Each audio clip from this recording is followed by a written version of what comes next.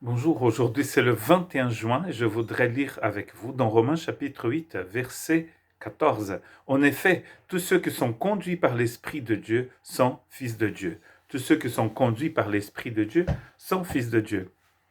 En effet, donc nous avons un en effet, et donc voilà, nous regardons le contexte. Il est très important, en fait, quand on étudie les Écritures, de regarder toujours le contexte. Euh, L'histoire de prendre des versets isolés comme ça, c'est très dangereux. Et ce n'est pas la façon de faire des Écritures, d'une étude sérieuse des Écritures. Déjà, nous savons bien que ces versets ont été rajoutés au texte originel, et donc, nous prenons en considération le contexte. Et bien sûr, le contexte, c'est lui aussi du verset 13. À la fin du verset 13, il dit ceci: mais si par l'Esprit vous faites mourir les membres, les manières d'agir du corps, vous vivrez. Donc, vous vivrez. Avant, il avait dit que nous allions mourir. Si nous étions, si nous restions attachés donc à la manière de vivre selon la chair. Mais ici, nous vivons donc parce que nous avons décidé, nous avons pris la décision de vraiment faire à la manière de l'Esprit de Dieu, bien sûr. Et donc, la suite est tout à fait logique. Et donc, il dit ceci: en effet, tous ceux qui sont conduits par l'Esprit de Dieu sont fils de Dieu. Moi, je m'amuse parfois, peut-être il ne faut pas le faire tout le temps, mais je m'amuse à mettre ce verset dans l'autre sens. Ceux qui sont fils de Dieu, ce sont ceux qui sont conduits par l'Esprit de Dieu. Et je ne pense pas qu'on dit une hérésie parce que c'est exactement ce que ce texte veut dire. Ce que ce texte est en train de dire, c'est que tout le monde n'est pas enfant de Dieu. Même si parfois nous entendons les gens parler, c'est peut-être une façon politiquement correcte de parler, de dire que nous sommes tous des enfants du Seigneur. Mais ce texte nous dit que c'est seulement ceux qui sont guidés par l'Esprit de Dieu, qui sont conduits par l'Esprit de Dieu, qui sont fils de Dieu, qui deviennent fils de Dieu. Parce que c'est dans le contexte de ce qu'il vient de dire avant, c'est que quand nous suivons les directives du Saint-Esprit, nous allons vivre. Et donc, du coup, ici, il dit que nous sommes conduits par l'Esprit de Dieu et donc nous sommes des enfants de Dieu. Les enfants de Dieu sont conduits par l'Esprit de Dieu, parce que c'est aussi par l'Esprit de Dieu que nous appartenons au Seigneur. C'est écrit dans le verset 9 qui précède justement ce verset 14. Donc si nous appartenons au Seigneur, si nous vivrons par l'Esprit du Seigneur, donc forcément nous sommes conduits par l'Esprit du Seigneur, et cela fait de nous des enfants de Dieu. Un enfant de Dieu ne peut pas être conduit par sa propre nature, par sa nature propre, plutôt comme ça. Il ne peut être conduit par la chair. Parce que ceux qui vivent selon la chair ne peuvent pas plaire à Dieu. Donc, ils ne seraient jamais guidés par l'Esprit de Dieu.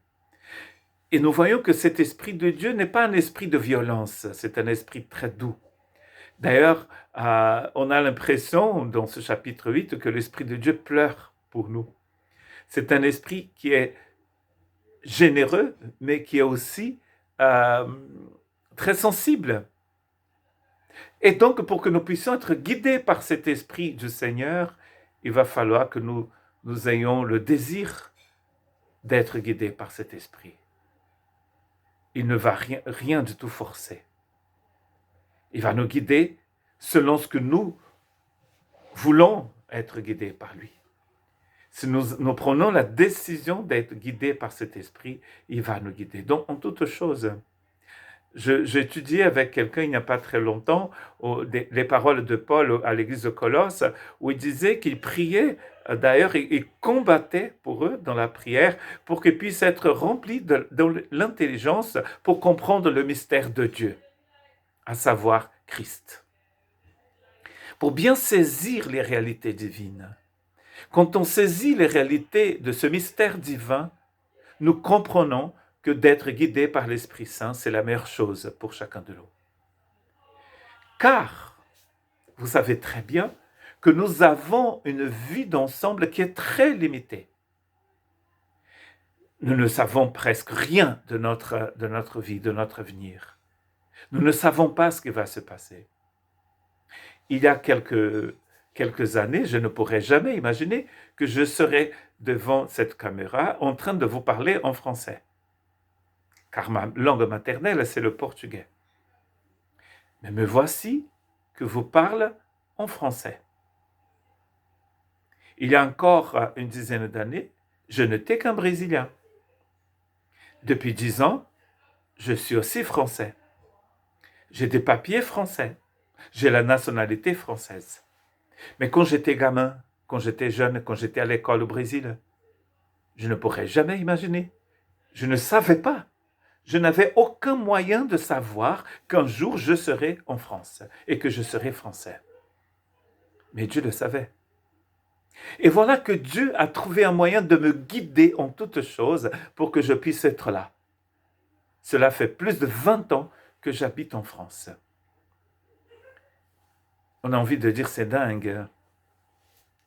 Et donc, à un moment, le Saint-Esprit m'a proposé un chemin, et par sa grâce, parce qu'il faut le dire, c'est la grâce de Dieu, je suivis le chemin que le Seigneur m'a proposé, la porte qu'il a ouverte devant moi.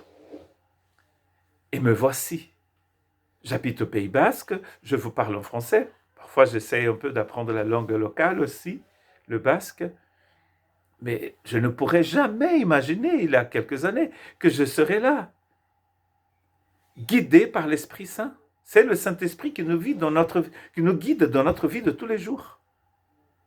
Donc tout ce qui concerne la vie d'un disciple du Seigneur, c'est le Saint-Esprit qui le guide. Donc les enfants du Seigneur sont guidés par l'Esprit de Dieu. En effet, tous ceux qui sont conduits par l'Esprit de Dieu sont fils de Dieu.